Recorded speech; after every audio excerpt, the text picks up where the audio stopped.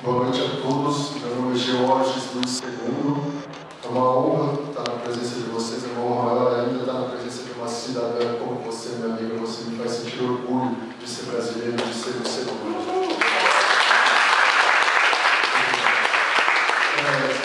Analisando tudo isso que você expôs, eu lembrei de alguns dispositivos que tornaram nítido o seguinte: acompanhe a minha lógica para ver se existe alguma falha. Nós vivemos numa sociedade em que, se você fizer uma trilha no meu nome sem me avisar, você é preso por estelionato, correto? Então, como eu faço para aprender o meu sistema de governo?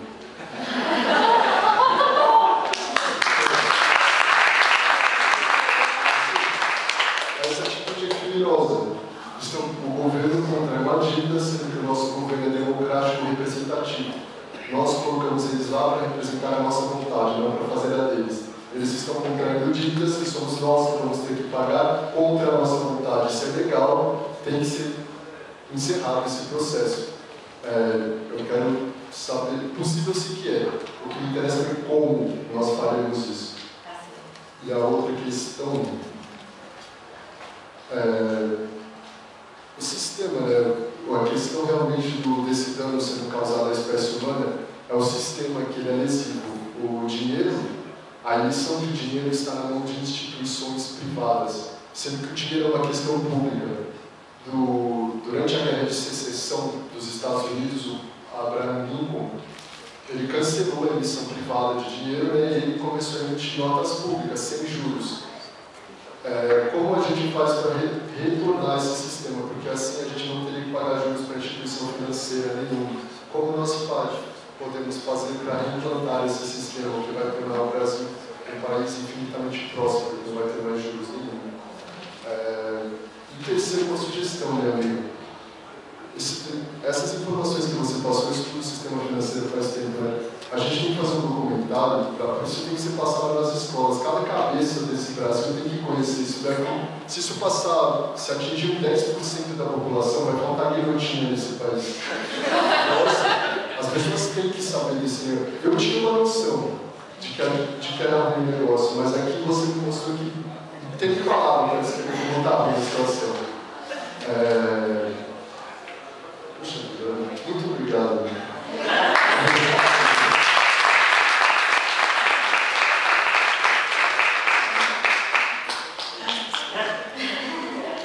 Obrigada a você, obrigada a todos.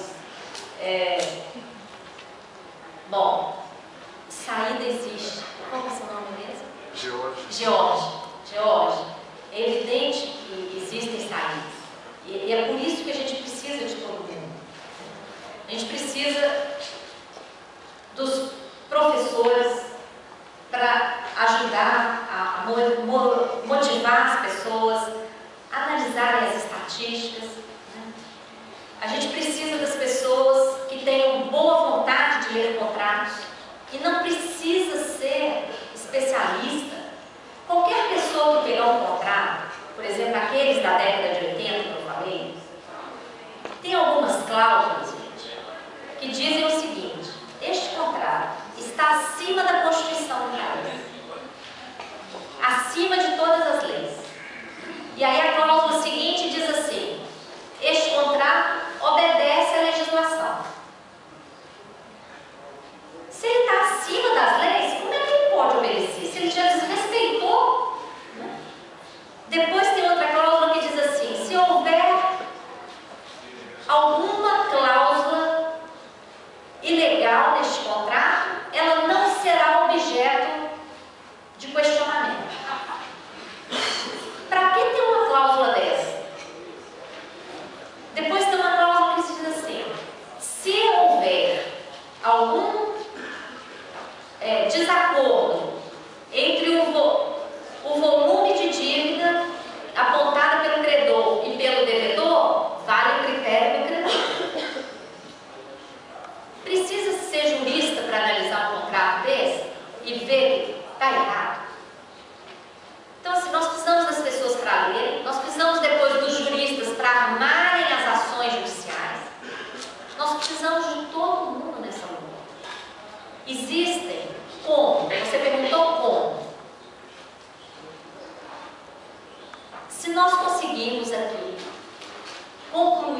auditoria, porque ela não foi concluída.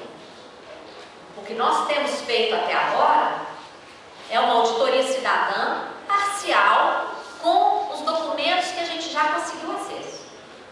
Mas se a gente conseguir uma auditoria de verdade, inclusive com acesso aos dados contábeis, que a gente ainda não teve acesso, nós vamos ter aí um documento. A auditoria gera um relatório, o relatório é um instrumento que pode ser usado em ações judiciais. Os juristas podem pegar o relatório de auditoria e, a partir dele, tem advogados aqui hoje? Se tiver, levanta a mão. Ó, temos. Então, os advogados podem pegar um relatório e vincular aos princípios que foram desrespeitados, a legislação que foi desrespeitada, para rever tudo isso.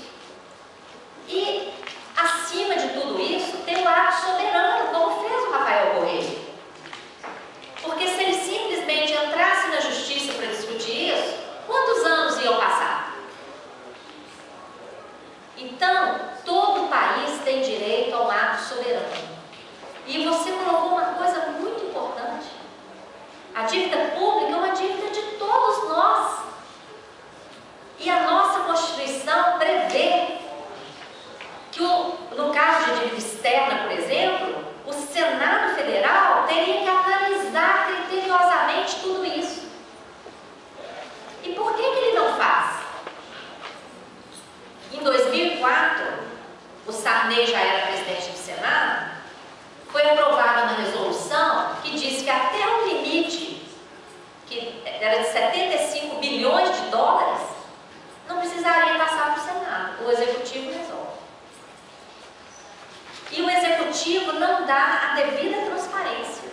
Contrata em nosso nome uma obrigação e não dá a devida transparência. Se hoje nós quisermos saber o valor dos juros nominais, que são os juros totais, que nós pagamos sobre a nossa dívida federal, esse dado não está disponível. Eles divulgam apenas uma parcela dos juros. Né?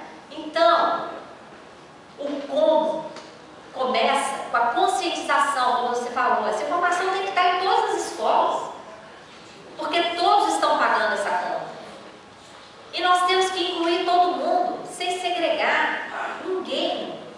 Nós não podemos perder ninguém, porque todo mundo está pagando essa conta. Né? A questão da moeda. Você também tem razão quando coloca que hoje quem cria moeda é o setor privado. Os bancos, quando eles emprestam o mesmo dinheiro várias vezes, o que eles estão criando? Moeda. E olha só a contradição. Depois vem aí a teoria de combate à inflação. Tem alguém aqui que estuda administração, economia, contabilidade? Olha aí, tem bastante. Vocês já devem ter estudado a teoria que excesso de moeda vai gerar inflação. Então, o governo aplica esses mecanismos aí de enxugar excesso de moeda, inclusive moeda estrangeira, emitindo dívida que paga os maiores juros do mundo. Mas ele permite que o banco empreste várias vezes a mesma moeda. O que é isso? Isso não é criação de moeda? Uma maneira de criar moeda? E o Banco Central norte-americano, o FED, ele é 100% controlado pelo setor privado. E é quem emite dólar. Aquele estudo do professor Gladstone deu o nome dos 50 maiores bancos. Recentemente, uma auditoria oficial feita pelo Departamento de Contabilidade Governamental dos Estados Unidos divulgou que o FED entregou aos bancos privados, e os nomes coincidem com a lista do professor Gladstone, 16 trilhões de dólares para ajudar a salvar esses bancos que haviam se envolvido na farra dos derivativos, que também é uma forma de criar dinheiro. Porque cria um papel, cria um produto, vende aquele produto, cria mais. Não, uma bolha. É irrisório, porque os ativos passam de 700 trilhões, não tem como pagar isso. Não tem como. Esses 16 é apenas o que apareceu nessa auditoria governamental. Porque nós encontramos com o professor William Black, da Universidade do Texas, nos Estados Unidos, e ele disse que o estudo que a universidade dele fez prova que não são 16, são 29. Isso é o que apareceu, e você tem razão, são mais de 11 PIBs mundiais de derivativos. O sistema está quebrado. E já existem várias iniciativas em discussão para a criação de uma nova arquitetura financeira, com outros princípios. Existe a nova arquitetura financeira aqui na América Latina, já foi aprovada no Congresso, no Parlamento de 5 países: Argentina, Equador, Bolívia, Venezuela e Uruguai, e o Brasil está atrasadíssimo. Né? Existe uma outra em discussão na Europa, e realmente as coisas vão ter que andar juntos. O questionamento do sistema da dívida tem que andar junto com a discussão de uma nova arquitetura. Porque senão nós podemos até anular a dívida hoje, e esse esquema financeiro, do jeito que ele funciona, ele vai gerar de novo esse problema. Então essas coisas têm que andar simultaneamente.